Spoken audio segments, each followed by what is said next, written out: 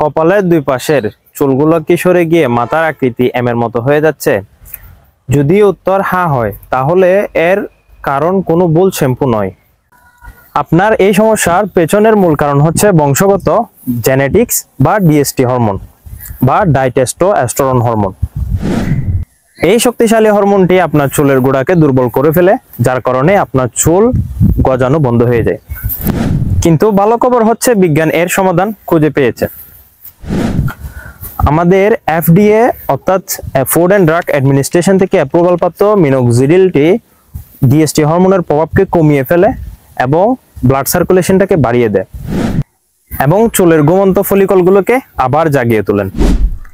এটি কোনো ভেষজ অনুমান নয়, এটি হচ্ছে প্রমাণিত একটা বিজ্ঞান সলিউশন। অনুমান বা ভেষজ রেমেডি নয়। আপনার চুল পড়া সমস্যা নিয়ে বিজ্ঞানসম্মত এবং প্রমাণিত সমাধানের প্রথম ধাপটি নিতে, আপনার চুল পড়া সমস্যা নিয়ে কথা বলতে আজই আমাদের স্ক্রিনে দেওয়া নাম্বারে যোগাযোগ করুন, অথবা ইনবক্স করুন, অথবা আমাদের সাথে সরাসরি কথা বলুন।